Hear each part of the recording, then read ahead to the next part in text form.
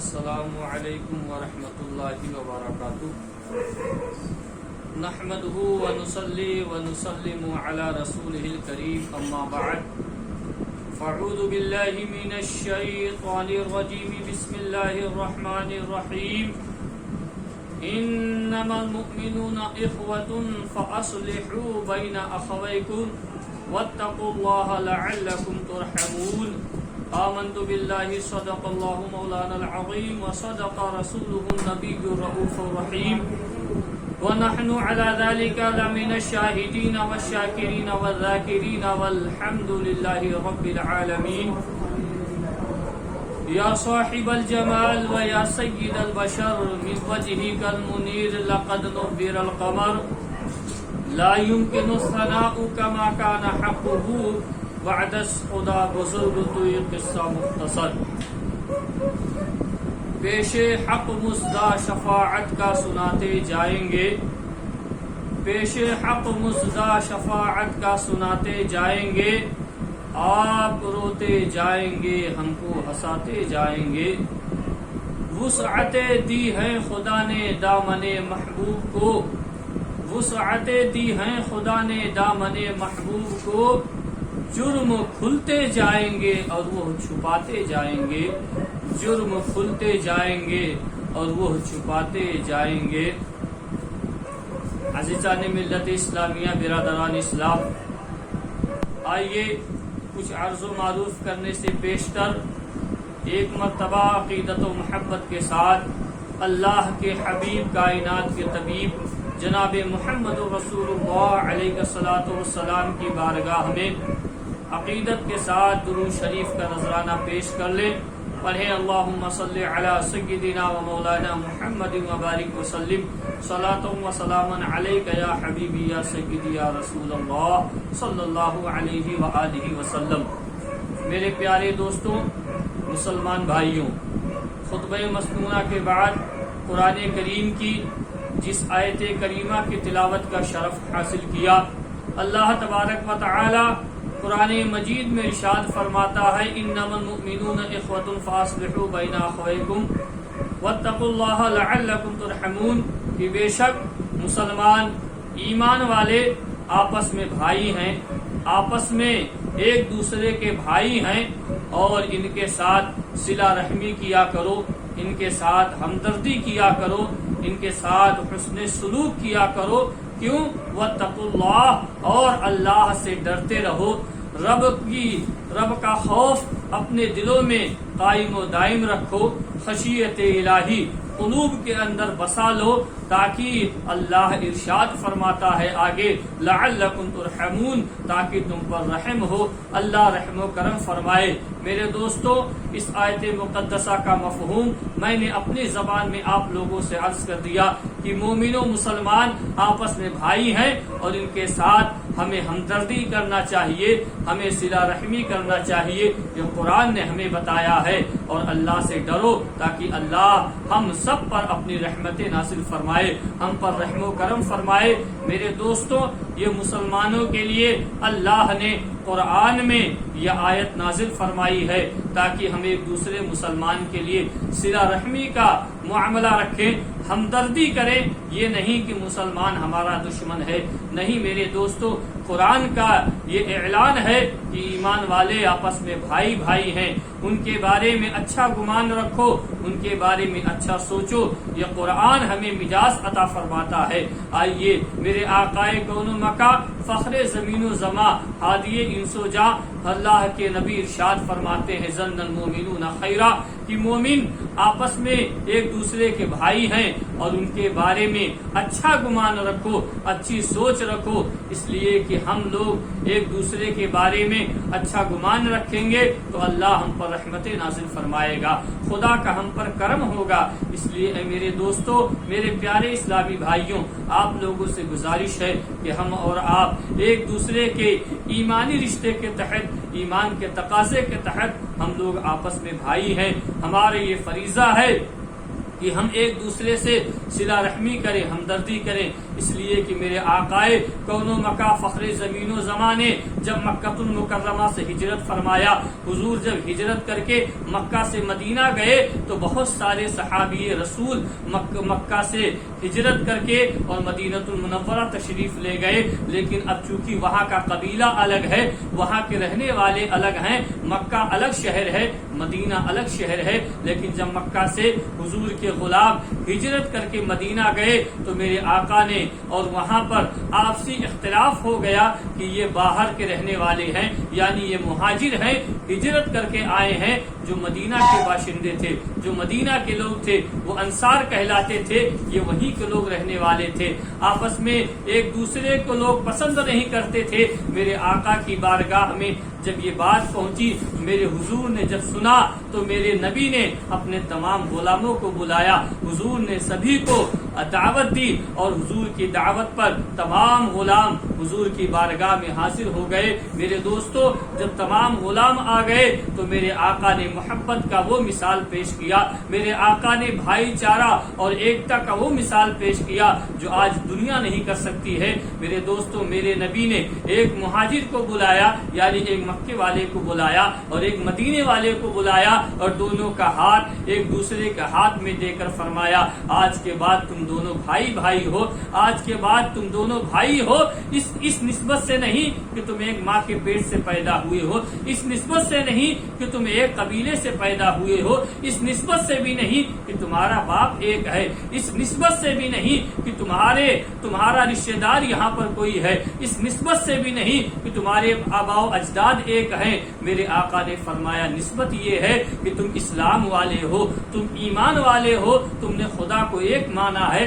رسول کی رسالت کو تسلیم کیا ہے، قرآن کو حق جانا ہے، آخرت کو حق جانا ہے، قیامت کو حق جانا ہے۔ تم نے ایمان جب تم لائے ہو تو ایمان کے نقطۂ نظر سے، ایمان کے حوالے سے اب تم دونوں آپس میں بھائی بھائی ہو۔ میرے دوستو، میرے رسول نے ہمیں یہ مجاز عطا فرمایا ہے، میرے آقا نے ہمیں یہ مجاز دیا ہے کہ ہم ایمان والے ہیں، ہم اسلام والے ہیں، ہم آپس میں بھائی بھائی ہیں، ہمارا بھائی کا رشتہ ہے، اگرچہ ہم ایک جگہ کے رہنے والے نہیں ہیں، اگرچہ ہمارا باپ ایک نہیں ہے، اگرچہ ہمارے خاندان ایک نہیں ہے، ہمارا قبیلہ ایک نہیں ہے، لیکن ایمانی رشتے سے، اسلام کے رشتے سے جب ہم مسلمان ہوئے ہیں تو ہم بھائی بھائی ہیں، اور بھائیوں کے ساتھ حسن سلوک کرنا چاہیے، اچھا برتاؤ رکھنا چاہیے، ان کے لیے اچھے خیالات ہونا چاہیے۔ میرے دوستو، اچھی سوچ، میرے آقا نے حدیث میں ارشاد فرمایا کہ اپنے مومن بھائی کے لیے اچھی سوچ رکھو، جو اچھی سوچ رکھتے ہیں ان کے بارے میں اللہ رحمتیں نازل فرماتا ہے، ان کے لیے خدا رحمتیں نازل فرماتا ہے۔ میرے دوستوں، ہمیں اچھی سوچ کیسے رکھنی ہے؟ ایک دوسرے اپنے دلوں میں ایک دوسرے کے لیے غیبت و برائی نہیں رکھنی ہے، یہ بہت بری بلا ہے، ہمیں اس سے بہت دور رہنا ہے۔ آئیے ہم دیکھتے ہیں، میرے آقا کی بارگاہ میں ایک صحابی رسول جو گاؤں اور دیہات کے رہنے والے ہیں وہ آئے، اور حضور کی بارگاہ میں آنے کے بعد انہوں نے اپنی مشکلیں، اپنے تمام معاملات حضور کی بارگاہ میں پیش کر دیے۔ میرے آقا نے ان کے معاملے اور ان کی مشکلات کو سنا اور فرمایا، جاؤ، جو تمہارے دلوں میں اپنے ماں باپ اور اپنے بھائی بہن کے لیے ہے اسے نکال دو، اللہ تمہیں کامل ایمان والا بنائے گا۔ میرے دوستو، ہمیں اپنے دلوں سے بغض نکالنا چاہیے اور مسلمان کے لیے اچھی سوچ رکھنی چاہیے۔ آج ہمارے معاشرے اور سماج میں یہ سب سے بڑی بلا ہے کہ اگر آج ایک مسلمان ترقی کر رہا ہے، اللہ اسے عروج عطا فرما رہا ہے، تو دوسرا مسلمان ہی اس کی کاٹ کرنے پر تلا ہوا ہے، دوسرا مسلمان ہی اس کے پیر کاٹنے پر تلا ہوا ہے۔ میرے دوستو، یہ اسلام کا مزاج نہیں ہے، یہ قرآن کا مزاج نہیں ہے، یہ پیغمبر اسلام کی تعلیم نہیں ہے۔ میرے پیغمبر اسلام نے تو یہ فرمایا کہ اپنے بھائی کے لیے، جو تمہارا ایمانی بھائی ہے، ایمانی رشتہ جس سے تمہارا ہے، تمہارے جو مسلمان ہو گیا وہ تمہارا بھائی ہے، میرے اس نبی نے فرمایا کہ اس کے لیے دعائیں خیر کیا کرو، اس کے لیے ترقی کے لیے دعائیں کیا کرو، اس لیے کہ اگر وہ ترقی کرے گا تو اللہ تمہیں بھی اس کا صلہ عطا فرمائے گا۔ لیکن آج ہمارے معاشرے میں کیا ہے کہ ہمارا ایک مسلمان اگر ترقی کرتا ہے، ایک مسلمان اگر اونچائیوں پہ جا رہا ہے، تو دوسرا مسلمان آج اس کے پیر کاٹنے پر تلا ہوا ہے۔ میرے دوستو، میرے نبی نے کتنی تعلیم فرمائی ہے، ہمیں اس کا اندازہ نہیں ہے۔ میرے آقا نے ارشاد فرمایا کہ اگر دو پڑوسی ہیں، دو لوگوں کا گھر پاس پاس میں ہے اور اگر ایک کو اللہ نے مالدار بنایا ہے، ایک کو اللہ نے غنی بنایا ہے، اگر اللہ نے اسے دنیا کی دولت سے نوازا ہے اور اس کا پڑوسی جو رہنے والا ہے وہ غریب ہے، اس کے پاس اتنا مال و دولت نہیں ہے، تو میرے نبی نے ارشاد فرمایا کہ مالدار جو ہے، جو غنی ہے، اگر وہ گھر میں کوئی اچھی چیز بنائے یا اچھی چیز لے کر آئے تو پہلا حق یہ ہے کہ اپنے پڑوسی کو بھی دے، لیکن اگر وہ دینے کے لائق نہیں ہے یا اتنا نہیں ہے کہ وہ دے سکتا ہے تو میرے حضور نے فرمایا کہ پھر اس کی نمائش نہ کرو، کہیں ایسا نہ ہو کہ تمہارے غریب پڑوسی کے دل میں یہ دیکھ کر اور اس کے دل میں بھی یہ رنج و صدمہ پیدا ہو کہ کاش اگر میرے پاس بھی ہوتا تو میں بھی ایسے ہی کام کرتا۔ میرے نبی نے یہاں تک ارشاد فرمایا۔ اور آج ہمارا کیا حال ہے؟ آج ہم کس دہلیز پر جا چکے ہیں؟ آج ہمارا رویہ کیا ہے؟ میرے دوستوں، کیا ہم اسلام کے سچے ماننے والے ہیں؟ اسلام کے ہم سچے پیروکار ہیں؟ کیا میرے نبی کی یہی تعلیم تھی؟ ارے میرے حضور تو مسلمانوں کے لیے اور اسلام کا وہ درس دے کر گئے ہیں جو رہتی دنیا تک کوئی نہیں دے سکتا ہے۔ لہٰذا میرے دوستوں، آئیے میں ایک واقعہ آپ کو سنا دوں۔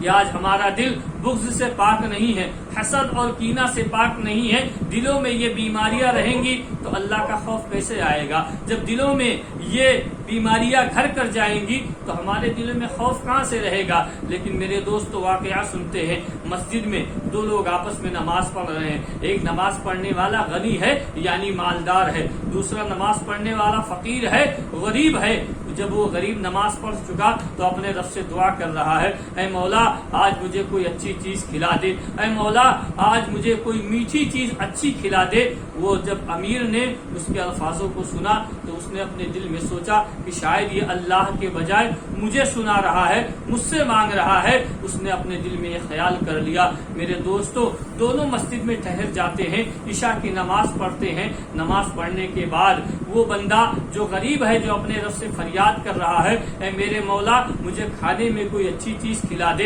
اے مولا میرے لیے کوئی اچھا کھانا بھیج دے۔ اور اس کے پڑوس میں نماز پڑھنے والا غنی اور مالدار ہے، وہ دل میں یہ سوچ رہا ہے کہ یہ اللہ سے نہیں مانگ رہا بلکہ مجھے سنا رہا، مجھ سے مانگ رہا ہے۔ میرے دوستوں، تھوڑی دیر کے بعد ایک آدمی وہی کھانا جو وہ اللہ سے دعا میں مانگ رہا تھا وہ دسترخوان میں لیے ہوئے ایک شخص مسجد کے اندر داخل ہوتا ہے، اور ہونے کے بعد اس نے پوچھا تم کون ہو؟ اس نے کہا میں رب کا ایک بندہ ہوں اور مسجد میں نماز پڑھ رہا ہوں۔ کہا تم نے کیا دعا کی ہے اللہ کی بارگاہ میں نیک کھانے کے لیے؟ اس نے کہا ہاں میں نے ہی دعا کی ہے۔ کہا رب نے تمہاری دعا قبول فرما لی ہے، یہ دیکھو میں کھانا لے کر آیا ہوں۔ وہ جو غنی اور مالدار شخص تھا، جب اس آدمی نے دسترخوان اٹھایا تو جس کھانے کی فریاد وہ رب کی بارگاہ میں کر رہا تھا، مولا نے اسے وہی کھانا بھیج دیا۔ جب غنی نے دیکھا کہ ہو بہو جس کھانے کی فرمائش اس نے کی تھی وہی کھانا اللہ نے بھیج دیا، تو اس کے بعد اس نے تھوڑا سا کھانا کھایا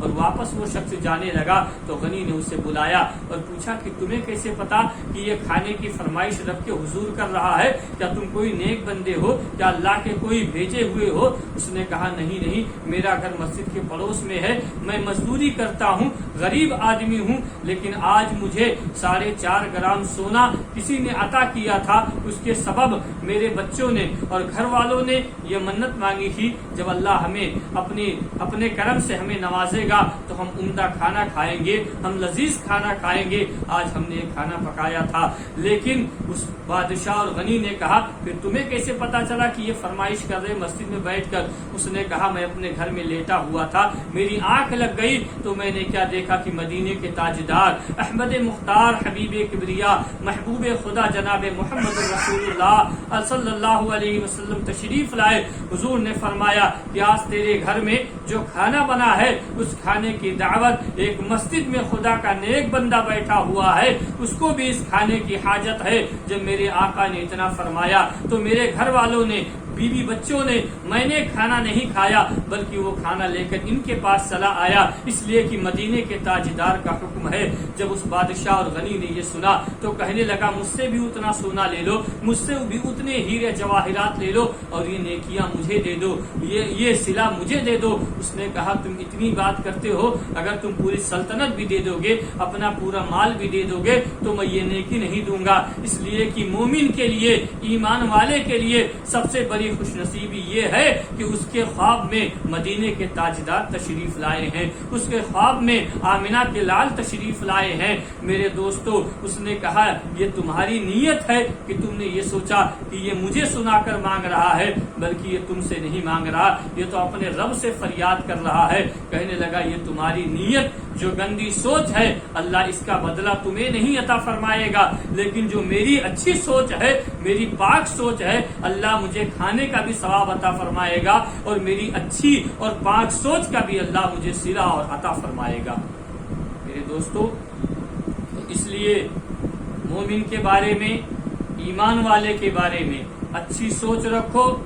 اچھا نظریہ رکھو۔ اسلام کے نقطۂ نظر سے ایمان والے ہونے کے ناطے مسلمان دنیا کے کسی کونے میں بھی ہوں، وہ آپس میں بھائی ہیں، ان کے لیے صلہ رحمی پیدا کرو، ان کے لیے ان کے پیر مت کاٹو۔ آج ہمارے معاشرے میں یہ برائی اتنی تیزی سے پنپ گئی ہے کہ ایمانی رشتے کے تقاضے کے تحت تو دور کی بات، آج باپ بیٹا، بھائی بھائی،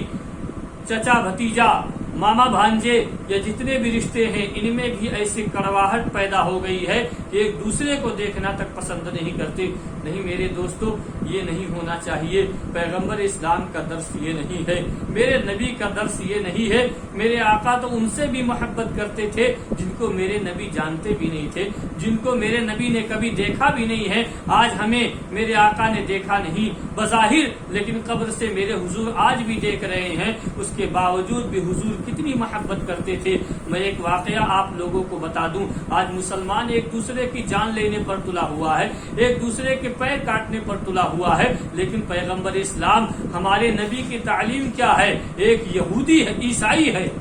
جس نے ایک کتاب لکھی ہے، وہ کتاب ہمارے کالج کے بچے بھی اسے انگلش میں ہے پڑھ سکتے، انگریزی زبان میں ہے، اور ہماری اپنی مذہبی کتاب سیرت محمدیہ فی مواہب اللدنیہ کے اندر بھی یہ واقعہ لکھا گیا، اور اس انگریزی کتاب کا نام دا 100 ہے، جس کو ایک عیسائی لکھنے والا رائٹر، مصنف، لیکھک ہے، اس نے یہ کتاب لکھی۔ اور یہ کتاب کن لوگوں پر لکھی گئی؟ اس نے دنیا کے 100 ایسے لوگوں کو جمع کیا، دنیا کے 100 ایسے مہان لوگوں کو جمع کیا کہ جنہوں نے دنیا میں مذہبی، سماجی بڑے اچھے اچھے کام کیے تھے، ان کی زندگی کو اس نے پڑھا، اور پڑھنے کے بعد اس نے اس دا 100 کتاب کے اندر 100 لوگوں کی زندگی کو لکھا کہ انہوں نے دنیا میں کتنے سماجک کام کیے، کتنے اچھے کام کیے۔ لیکن جب اس نے کتاب لکھا اور کتاب کو جب جمع کیا، اور اس کتاب کو جب جمع کرنے کے بعد اس کی ترتیب، اس کی فہرست بنائی، تو ایک نمبر پر ہم سب کے نبی جناب محمد رسول اللہ صلی اللہ علیہ وآلہ وسلم کو رکھا۔ یعنی ایک نمبر جو اس نے دیا کہ ان 100 نمبر میں بھی جو ایک نمبر ہیں جنہوں نے دنیا میں سب سے زیادہ ساماجک بھلائی اور سب سے زیادہ بھائی چارہ، قومی یکجہتی کا کام کیا ہے، اس کا نام ہے مدینے کے تاجدار، آمنہ کے لال جناب محمد رسول اللہ صلی اللہ علیہ وآلہ وسلم کی۔ جب اس کی یہ کتاب چھپی اور اس کی کتاب جب پورے ملک میں شائع ہوئی، تو اس کے سماج عیسائی لوگ اس کے پاس چلے گئے اور کہنے لگے یہ بتاؤ کہ تم کیا آپ مدینے والے کو مانتے ہو، آمنہ کے لال کو مانتے ہو، یا تم نے عیسیٰ مسیح کو اپنا مان رکھا ہے، عیسیٰ مسیح کو پیغمبر مانتے ہو؟ اس نے کہا نہیں، دیکھو پیغمبر تو میں عیسیٰ مسیح کو مانتا ہوں، میں انہی کا پجاری ہوں، میں انہی سے عقیدت رکھتا ہوں۔ تو پھر لوگوں نے کہا، اس کے سماج کے عیسائیوں نے کہا، پھر تم نے ایک نمبر پہ عیسیٰ مسیح کو کیوں نہیں رکھا؟ ایک نمبر پہ تم نے پیغمبر اسلام کو کیوں رکھا ہے؟ ایک نمبر پہ تم نے آمنہ کے لال کو کیوں رکھا ہے؟ تمہارا فرض تو یہ تھا کہ جس کو تم مانتے ہو، جس سے تمہیں عقیدت ہے، حضرت عیسیٰ پیغمبر کو ایک نمبر پہ رکھتے۔ اس نے کہا تم لوگ بیٹھ جاؤ، میں نے ان 100 لوگوں کی پوری زندگی کو پڑھا ہے، ان کی سیرت کو مطالعہ کیا ہے، لیکن ان 100 لوگوں میں جو میں نے پیغمبر اسلام محمد رسول اللہ کی زندگی میں دیکھا ہے، جو میں نے عاملہ کے لال کی زندگی میں دیکھا ہے، اگر ایک واقعہ تم ان 99 لوگوں کی زندگی میں دکھا دو تو میں ان کو ایک نمبر پہ رکھ دوں گا۔ لوگوں نے پوچھا وہ کون سا واقعہ ہے جس کی بنیاد پہ تم نے 99 لوگوں کو پیچھے کر دیا اور ایک انہیں سب سب سے اوپر سر فہرست رکھا. وہ کہتا ہے میں نے ان کی زندگی کا ایک واقعہ پڑھا کہ مدینے میں یہ نبی بیٹھا ہوا ہے, مسجد نبوی شریف وہ جگہ ہے اور بیٹھا ہوا ہے. میرے دوستو, ایک صحابی رسول ہے, ان کا بچہ دن بھر سے کھو جاتا ہے, صبح کھیلنے کے لیے نکلا, شام کا وقت ہو گیا, اپنے گھر واپس نہیں آتا ہے. ماں باپ پریشان ہو جاتے ہیں, مدینے کی تمام گلیوں میں چھان مارتے ہیں, مدینے کی تمام گلیاں ڈھونڈ لیتے ہیں, ان گلیوں میں ان کا بچہ کہیں نہیں ملتا ہے. ان کا بچہ تلاش کرنے کے بعد بھی انہیں جب نہیں ملتا ہے, گھر آتے ہیں. بیوی نے پوچھا کیا بیٹا بیٹا تمہیں مل گیا ہے؟ وہ کہتے نہیں, میں نے سارے مدینے کی گلیاں تلاش کر لی ہیں, جہاں مجھے معلوم تھا میں وہاں سب جگہ چلا گیا ہوں, لیکن میرا بچہ مجھے کہیں نہیں ملا ہے. ان کی بیوی نے کہا چلے جاؤ, نبی کی بارگاہ میں چلے جاؤ, پیغمبر اسلام کی بارگاہ میں چلے جاؤ, محسن اعظم کی بارگاہ میں چلے جاؤ, اس لیے کہ وہ نبی ایسے نبی ہیں جنہیں اللہ نے ما کانا وما یکون کا علم دیا ہے. جو ہوا ہے نبی وہ بھی جانتے ہیں, جو قیامت تک ہوگا نبی وہ بھی جانتے ہیں, اور جو قیامت میں ہوگا میرا نبی وہ بھی جانتا ہے. میرے دوستو, بیوی نے جب مشورہ دیا, وہ پیغمبر اسلام کی بارگاہ میں وہ نبی کا غلام آتا ہے. حضور مسجد نبوی شریف میں تشریف فرما ہے, میرے آقا کی بارگاہ میں آئے. میرے آقا کی بارگاہ میں آنے کے بعد اس غلام نے سلام پیش کیا. میرے آقا نے جواب دیا. حضور نے فرمایا تمہارے چہرے پر یہ افسردگی اور غمزدہ کیوں ہو, کس چیز نے تمہیں رنج اور ستم پہنچایا ہے؟ وہ کہتے یا رسول اللہ, آج صبح سے میرا بیٹا کھیلنے کے لیے گھر سے نکلا, لیکن شام کا وقت ہو گیا حضور, ابھی تک گھر نہیں آیا. میں نے مدینے کی تمام گلیاں تلاش کر لی ہے, لیکن مجھے کہیں نہیں ملا ہے. یا رسول اللہ, میں امید لے کر آیا ہوں کہ رب نے آپ کو علم غیب عطا فرمایا ہے, آپ کے سامنے جو ہے آپ اسے بھی دیکھتے ہیں, اور آپ کے پیٹھ کے پیچھے ہے آپ اسے بھی دیکھتے ہیں. آپ کے لیے زمین و آسمان یکساں ہے, آپ دونوں جگہ ایک ہی نظر سے دیکھتے ہیں. یا رسول اللہ, میرا بیٹا کہاں ہے؟ وہ اتنا کہہ کے ان کی آنکھوں سے آنسو آ جاتے ہیں, اس لیے کہ مسلمانوں اولاد کی محبت ہی ایسی ہوتی ہے ماں باپ کے لیے. میرے دوستو, جب ان کی آنکھوں میں آنسو آئے تو پیغمبر اسلام کو, اللہ کے نبی کو ان پر رحمت آ گئی. میرے آقا نے فرمایا رو نہیں, بلکہ میں تو مجھے اللہ نے اسی لیے بھیجا ہے کہ میں روتے ہو کو ہنسا دوں. جو رو رہے ہیں ان کی زندگی میں مجھے ہنسی لانی ہے, ان کے ہونٹوں پہ مجھے تبسم لانا ہے, رونے کی بات نہیں ہے. آپ اپنی آنسوؤں کو پوچھ لیجئے. آنسوؤں کو صحابی نے پوچھا. میرے آقا نے ارشاد فرمایا فلاں جگہ پر چلے جاؤ, وہاں تمہارا بچہ کھیل رہا ہے, اور اپنے بچوں کو لے کر چلے آؤ. صحابی خوشی کے مارے جیسے ہی میرے آقا نے پتہ بتایا, وہ مارے خوشی کے وہ مسجد نبوی شریف سے نکلے. لیکن جب نکلے تو میرے آقا نے ایک تعلیم اور دی. میرے نبی نے فرمایا کہ وہاں جب جانا اپنے بچوں کو بلانے کے لیے, تو تمہارے بچے کے ساتھ بہت سارے بچے مدینے کے اور بھی کھیل رہے ہیں, لیکن یاد رکھنا کہ وہاں کوئی محبت والا لفظ استعمال نہ کرنا, بلکہ جو تمہارے بیٹے کا نام ہے اسی نام سے بلا کر اسے لے کر اپنے گھر چلے جانا. وہ بڑے حیرت میں ہو گئے, وہ بڑے اچنبھے میں پڑ گئے کہ میرے نبی کی تو تعلیم یہ ہے کہ اپنے بچوں کے ساتھ شفقت کیا کرو, ان کے ساتھ محبت کے ساتھ پیش آؤ, ان کے ساتھ مودت کیا کرو. لیکن آج حضور نے برخلاف اس کے فرمایا کہ محبت کا کوئی بھی جملہ استعمال نہ کرنا, محبت بھرے لفظ نہ بلانا, بلکہ اپنے بیٹے کے نام سے آواز دے کے بلا لینا. لیکن وہ جاتے ہیں بچے کو نام سے پکار کر, لیکن گھر نہیں گئے. میرے دوستو, پھر مسجد نبوی شریف میں چلے آئے, اور آنے کے بعد حضور کی بارگاہ میں عرض کرتے ہیں یا رسول اللہ, آپ کا یہ فلسفہ, آپ کا یہ طریقہ, آپ کی یہ بات میرے سمجھ میں نہیں آئی. یا رسول اللہ, آپ ہی کی تو تعلیم ہے کہ اپنے بچوں سے محبت کیا کرو, اولاد کے ساتھ شفقت کیا کرو, لیکن آج آپ نے اس کے برخلاف مجھے حکم فرمایا ہے. اس کی وجہ کیا ہے؟ میرے دوستو, میرے نبی نے ارشاد فرمایا کہ سنو, تمہارا بچہ ہے, تمہاری اولاد ہے, تمہیں اس سے محبت ہے, لیکن میں محمد عربی, مجھے رب نے نبی اور رسول بنا کر بھیجا ہے. انہی کھیلنے والے بچوں میں بہت سارے ایسے بچے بھی تھے جن کے باپ دنیا سے جا چکے ہیں, جو یتیم ہو چکے ہیں. آج تم اپنے بچے کو محبت سے یاد کرو گے, محبت کے ساتھ بلاؤ گے. یتیم بچوں کو اگر اپنا باپ یاد آ جائے اور ان کا دل ٹوٹ جائے, ان کے دل میں صدمہ اور رنج پہنچ جائے, تو تمہارے نبی کو یہ بھی گوارا نہیں ہے. اس لیے کہ رب نے نبی کو یتیموں کا والی بنایا ہے, بے سہاروں کا سہارا بنایا ہے, بے کسوں کا کس بنایا ہے، بے بسوں کا بس بنایا ہے، جن کا دنیا میں کوئی نہیں ہے، اللہ نے ان کے لیے اپنے نبی کو پیدا فرمایا ہے۔